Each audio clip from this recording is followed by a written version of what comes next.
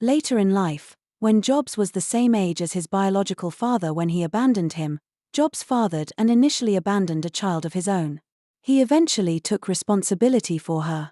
Chrisanne Brennan, the mother of that child, said that being put up for adoption left Jobs full of broken glass, which helps explain some of his behavior.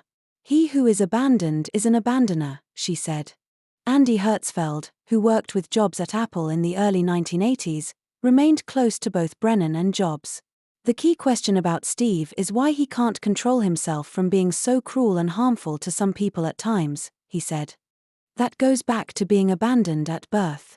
The real underlying problem was the theme of abandonment in Steve's life. Jobs dismissed this idea. There's some notion that because I was abandoned, I worked very hard so I could do well and make my parents wish they had me back, or some such nonsense, but that's ridiculous, he insisted. Knowing I was adopted may have made me feel more independent, but I have never felt abandoned. I've always felt special. My parents made me feel special.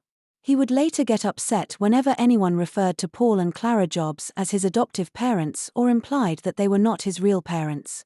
They were my parents 1000%, he said.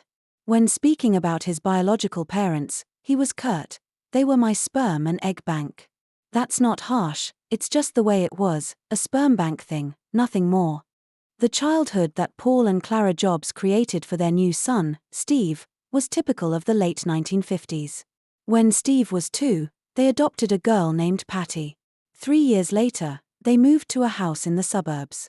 Paul, who worked as a repo man for CIT, was transferred to the Palo Alto office, but they couldn't afford to live there, so they settled in Mountain View, a cheaper town nearby. Paul tried to share his love of mechanics and cars with Steve. He marked off a section of the workbench in their garage and told Steve, "This is your workbench now." Steve was impressed by his father's focus on craftsmanship. "I thought my dad's sense of design was pretty good," Steve said, "because he knew how to build anything. If we needed a cabinet, he would build it. When he built our fence, he gave me a hammer so I could work with him." The fence still stands around the house in Mountain View. As Steve showed it to me, he touched the panels and remembered an important lesson from his father. It was important to craft the backs of cabinets and fences properly, even though they were hidden. He loved doing things right. He even cared about the look of the parts you couldn't see. Paul continued to refurbish and sell used cars, decorating the garage with pictures of his favorites. He would point out the design details to Steve. The lines, the vents, the chrome, the trim of the seats.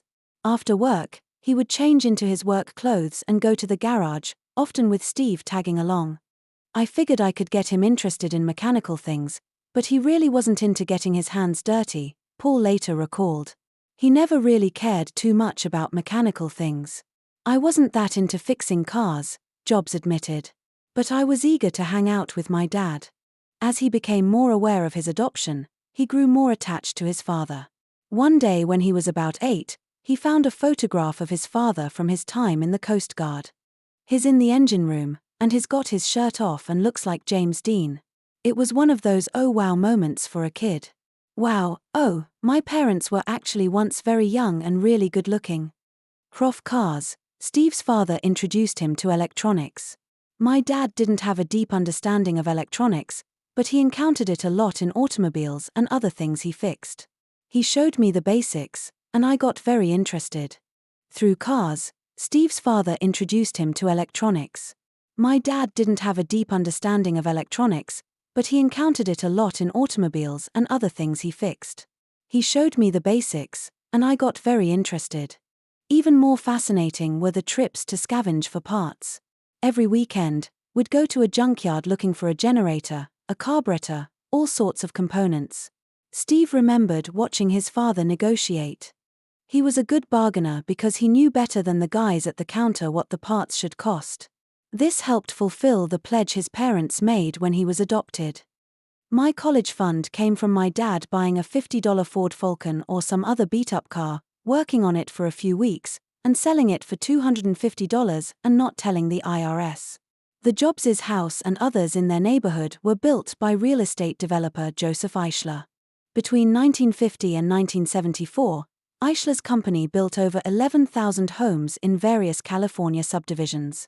Inspired by Frank Lloyd Wright's vision of simple modern homes for the American everyman, Eichler built inexpensive houses with floor-to-ceiling glass walls, open floor plans, exposed post and beam construction, concrete slab floors, and lots of sliding glass doors.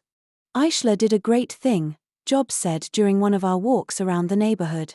His houses were smart, cheap, and good.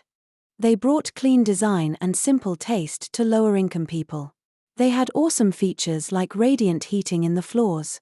You put carpet on them, and we had nice toasty floors when we were kids.